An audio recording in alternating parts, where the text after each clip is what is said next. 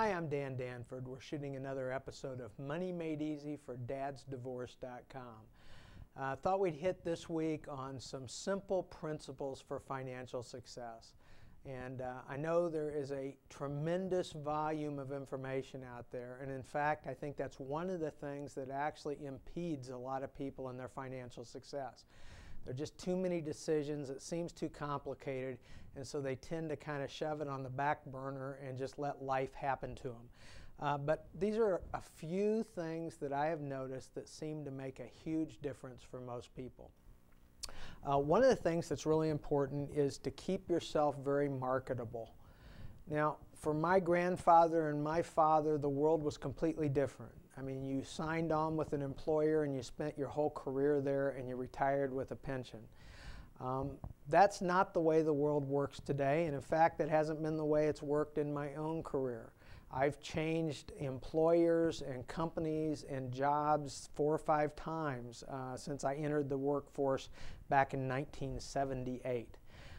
They tell us today that that happens with even more frequency with young people today. Really important thing is that because the world changes so rapidly, each of us need to change rapidly too. I mean, just like jobs don't exist for 3 decades at a time anymore, an education that you earned 10 years ago is probably outdated in some fashion already today. And I think the notion of continuing education is going to be more and more important as we go forward. Now, that's not saying everybody has to be enrolled at university their whole life. But what it means is you do need to go back and update your skills occasionally, because there's a fair chance that you will want to change jobs later on, or perhaps your company will want you to change jobs later on. And it's really key that you have the skills that allow you to command a good salary when that happens. Earnings are only part of what makes somebody financially successful. Believe me, I've worked with people who make very large incomes, very large earnings, and don't accomplish much financially. They don't save anything, they buy badly, and they don't have much to show for all of that income they generate. I also work with a number of people who never made very much money, but have accumulated, quite a bit today.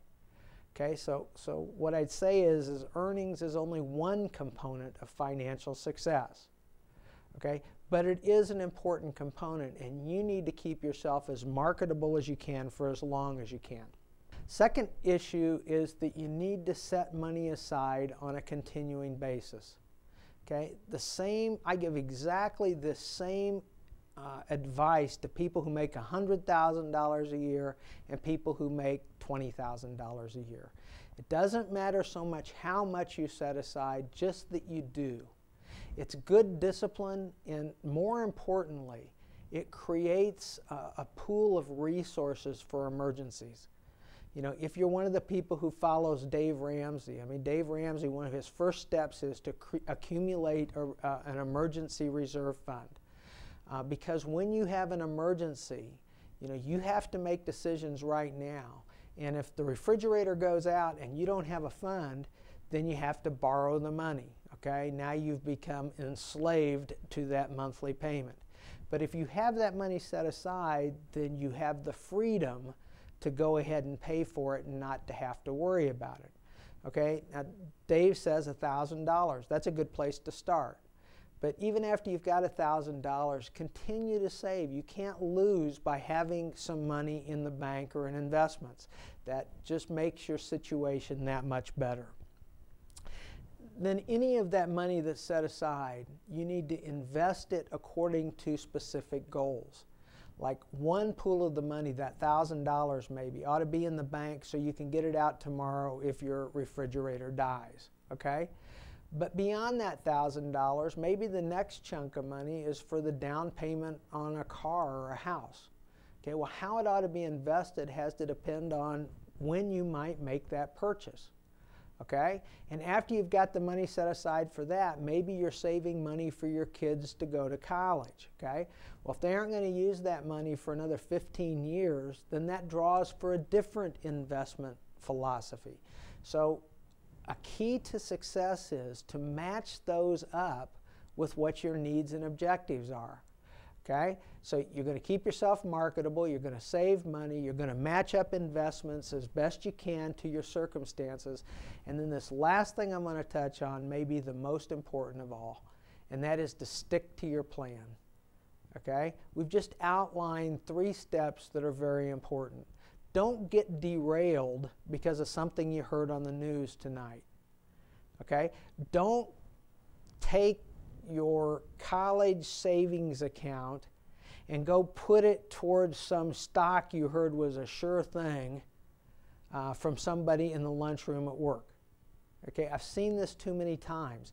And what happens is the stock doesn't work out. Now you've lost a chunk of the money that you were going to use for college or whatever, and you have to play catch up in order to get to where you need to be.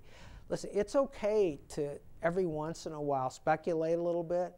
You know, take a few $100s and do that if that makes you feel good. But overall, stick to your plan, because the people who succeed financially, you know, my clients today who are in retirement and have a nice big nest egg to take care of them for the rest of their lives, the reason they do is because they stuck to a plan. They saved and invested the whole time they were working. Okay? Don't let all the idle chatter, don't let the alarmists on television, don't let the dire forecasts about what's going to happen next change how you behave and disrupt your plan. The key to success is to create a plan, whether it's formal or informal, and stick to that plan until you get where you need to be. That's another episode of Money Made Easy for dadsdivorce.com. I'm Dan Danford, and I'll see you again next week.